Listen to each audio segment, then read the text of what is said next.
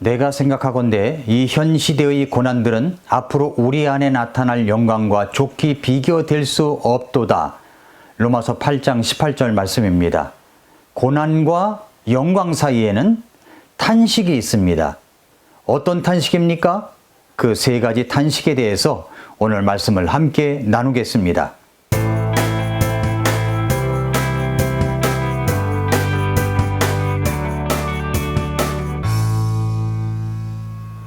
미라클 모닝 애청자 여러분 안녕하십니까? 로마서 말씀 8장의 오늘 본문은 18절 말씀을 30절까지 풀어놓은 말씀이라고 할 수가 있습니다. 내가 생각하건대 이 현 시대의 고난들은 앞으로 우리 안에 나타날 영광과 좋게 비교될 수 없도다. 고난이라는 단어가 나오고 영광이라는 단어가 나옵니다. 우리의 고난에서 영광까지 이르는 길목에는 세 가지 탄식이 등장합니다. 첫 번째 탄식, 자연의 탄식입니다. 창조물들의 탄식입니다. 로마서 8장 19절부터 22절에 보면은 창조물이 간절히 기대하며 기다리는 바는 하나님의 아들들이 나타나는 것이니라.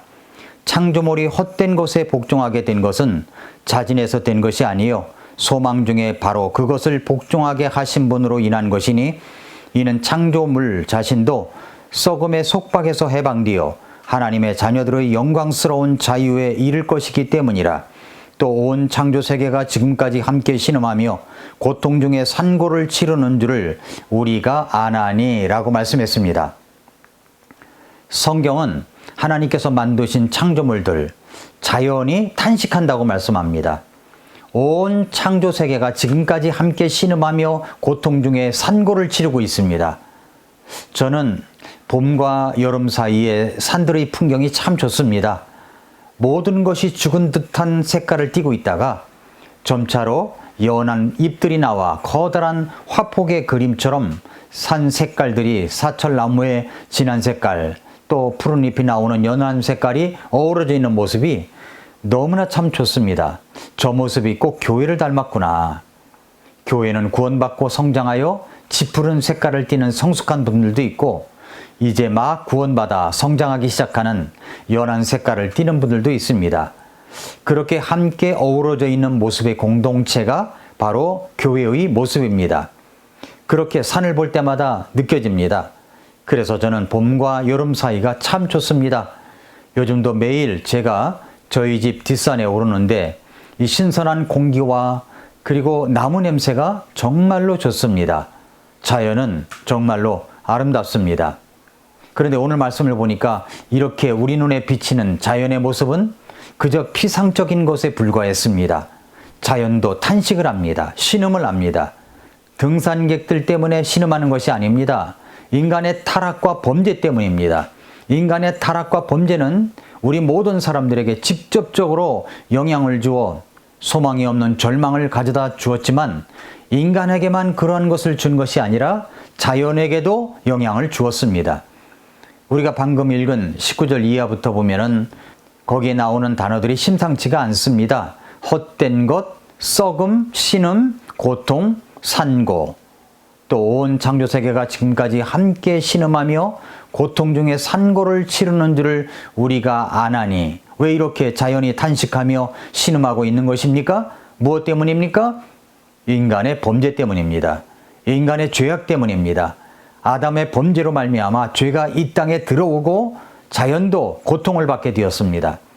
창세기 3장 17절에 보면은 아담에게 이르시되 네가 네 아내의 음성에 귀를 기울이고 내가 네게 명령하여 이르기를 너는 그것에서 나는 것은 먹지 말라 하고 말한 그 나무에서 나는 것을 먹었은즉 땅은 너로 인하여 저주를 받았고 너는 평생토록 고통 중에 땅의 소산을 먹으리라 말씀했습니다. 왜 이렇게도 우리가 사는 게 힘듭니까? 그것은 창조물들이 헛된 것에 굴복하게 되었기 때문입니다. 그것은 바로 죄의 결과입니다. 우리 모든 사람들이 지은 죄의 결과로 이 땅에 고통도 오고 병도 오고 땀 흘림도 오고 죽음도 왔습니다. 자연도 창조물들도 탄식합니다. 창조물들이 자연이 고대하는 바는 창조물이 간절히 기대하며 기다리는 바는 하나님의 아들들이 나타나는 것이니라 라고 말씀을 했습니다. 고난과 영광 사이에 자연의 탄식이 있습니다. 그 다음 두 번째로는 성도들의 탄식입니다.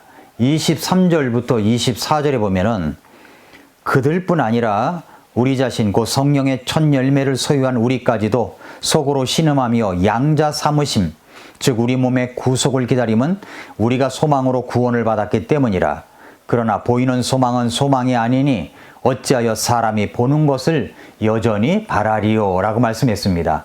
이 말씀에서 우리 자신 곧 성령의 첫 열매를 소유한 우리까지도 라는 말에서 우리는 바로 구원받은 우리들을 말하고 있습니다. 성도들을 말합니다. 그런데 그 성도들, 구원받은 성도들까지도 신음하고 있습니다. 탄식하고 있습니다.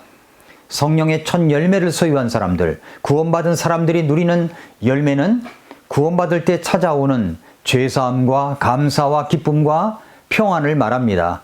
저 마음속 깊은 밑바닥에서부터 솟구쳐 나오는 기쁨과 환희, 우리는 구원받을 때 그런 것들을 경험했습니다. 그런데 이러한 것들은 우리가 천국에서 누릴 아주 가장 미미한 것에 불과하다는 사실입니다. 아주 좋은 레스토랑에서 주문한 메인 음식이 나오기 전 에피타이저가 나오죠. 그렇습니다. 우리가 구원받을 때 오는 그 환희, 기쁨과 평안과 감사는 천국에서 맛볼 에피타이저에 불과하다는 것입니다. 그런데 신앙생활을 하다 보니 계속해서 기쁨과 환희와 감사의 평안만 있을 줄 알았는데 살아가는 길목길목마다 우리를 덮치고 있는 것이 있는데 그것이 바로 고난입니다. 물론 그렇다고 구원의 기쁨과 감사와 평화와 그리고 환희와 모든 것들이 사라진 것이 아닙니다. 그런데도 불구하고 때때로 찾아오는 고난과 환난이 나를 덮칠 때 그 고통에 우리는 신음을 합니다. 탄식을 합니다. 왜 이런 일들이 일어나는 것입니까? 바로 29절 이하에 보면은 그 말씀이 나와 있습니다. 29절 이하에 보면은 그분께서는 자신이 미리 아신 자들을 또한 예정하사 자신의 아들의 형상과 같은 모습이 되게 하셨나니 이것은 그분이 많은 형제들 가운데서 처음 난 자가 되게 하려 하심이니라. 뿐만 아니라 그분께서는 자신이 예정하신 그들을 또한 부르시고 자신이 부르신 그들을 또한 의롭다 하시고 자신이 의롭다 하신 그들을 또한 영화롭게 하셨느니라. 이렇게 말씀했습니다. 저는 올해 우리 교회 성도님들을 향한 기도 제목이 아프지 않고 살아가도록 간구하는 것입니다. 우리 성도님들 가운데 아프신 분들을 생각할 때 정말 가슴이 메어집니다. 그럴 때가 한두 번이 아닙니다. 가슴이 먹먹해질 때도 있습니다. 우리는 구원받고 새로운 창조물로서 구원의 기쁨과 감사와 환희와 평안이 자리 잡고 있는데 왜 때때로 이런 고난이 찾아오는가 하는 것입니다. 그것은 오늘 본문 로마서 8장 29절부터 30절 말씀처럼 우리의 삶 가운데 하나님께서 간섭하셔서 그것이 나의 실수로 찾아오는 것이든 의도적인 것이든 하나님의 인도하심이든 하나님의 아들 예수 그리스도의 형상을 본받아 우리의 인격이 여전히 변하지 않고 이기적인 인격이 성숙하고 삶의 거룩함을 배우라는 그 때문입니다. 그런 이유 때문입니다. 우리는 꼭 영광스러운 날이 오게 될 것입니다. 때때로 탄식과 신음의 시간들이 찾아오더라도 여전히 우리를 사랑하시고 관심과 애정과 도우심의 손길을 펴시면서 영광의 길로 인도하시는 그 주님을 바라보시기를 바랍니다. 고난과 영광 사이에는 바로 이런 탄식이 있습니다. 마지막 세 번째로는 성령의 탄식입니다. 킹제임스 흠정역 성경에는 성령이라는 단어가 있고 성령님이라는 단어가 나옵니다.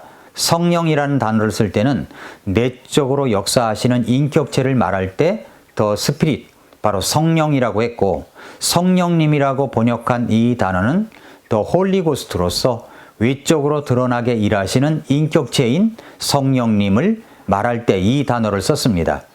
로마서 8장 26절과 27절에 보면은 이와 같이 성령께서도 우리의 연약함을 도우시나니 우리가 마땅히 기도할 바를 알지 못하나 성령께서 말로 할 수 없는 신음으로 친히 우리를 위해 중보하시느니라. 마음을 살피시는 분께서 성령의 생각이 무엇인지 아시나니 이는 그분께서 하나님의 뜻대로 성도들을 위해 중보하시기 때문이니라 라고 말씀을 했습니다. 여기서는 성령이라는 단어를 썼으니까 내적으로 일하시는 인격체인 성령 하나님을 말씀하시는 단어입니다. 그런데 그 성령께서 탄식을 하신다고 했습니다. 왜요? 자신의 문제 때문이 아닙니다. 우리 인간들을 바라보면서 탄식을 하십니다. 하나님의 형상으로 지음받은 인간이 죄악 속에서 비틀거리며 방황하며 죄악을 저지르는 모습을 보고 탄식을 하시는 것입니다. 동시에 그 탄식은 절망 때문에 오는 것만은 아닙니다. 그 탄식은 우리를 도우시려고 하시는 탄식으로 나아갑니다. 이와 같이 성령께서도 우리의 연약함을 도우시나니 우리가 마땅히 기도할 바를 알지 못하지만 성령께서 말로 할 수 없는 신음으로 친히 우리를 위해 중보하신다고 했습니다. 성령께서 말로 다 할 수 없는 신음으로 우리의 연약함을 도우시기 위하여 우리를 위해서 중보하십니다. 성령께서는 우리를 위해 기도하십니다. 그리고 우리의 그 연약함을 도우십니다. 이러한 탄식 때문에 우리는 비록 고난의 현장에서도 영광스러운 내일을 바라볼 수 있으며 걸어갈 수가 있는 것입니다. 사랑하는 애청자 여러분, 성도 여러분, 그러므로 이제부터 우리가 해야 할 일은 두 가지입니다. 23절부터 25절에 오면은 그들뿐 아니라 우리 자신, 곧 성령의 첫 열매를 소유한 우리까지도 속으로 신음하며 양자 삼으심, 즉 우리 몸의 구속을 기다림은 우리가 소망으로 구원을 받았기 때문이라. 그러나 보이는 소망은 소망이 아니니 어찌하여 사람이 보는 것을 여전히 바라리요. 그러나 우리가 보지 못하는 것을 우리가 바라면 인내로 그것을 기다리느니라 라고 했습니다. 무엇을 해야 됩니까? 첫째는 그 영광스러운 그날의 소망을 바라보는 것입니다. 둘째는 그날을 인내로 기다리는 것입니다. 인내로 기다리는 것입니다. 아직은 보지 못하지만 우리에게는 그 영광스러운 날이, 우리에게는 그 영광스러운 날이 기다리고 있습니다. 그러므로 기다리십시오. 고난과 영광 사이에 이 세 가지 탄식이 계속되지만 말할 수 없는 탄식으로 우리의 연약함을 도우시며 중보기도 하시는 성령 하나님을 바라보시기를 바랍니다. 오늘도 미라클 모닝입니다.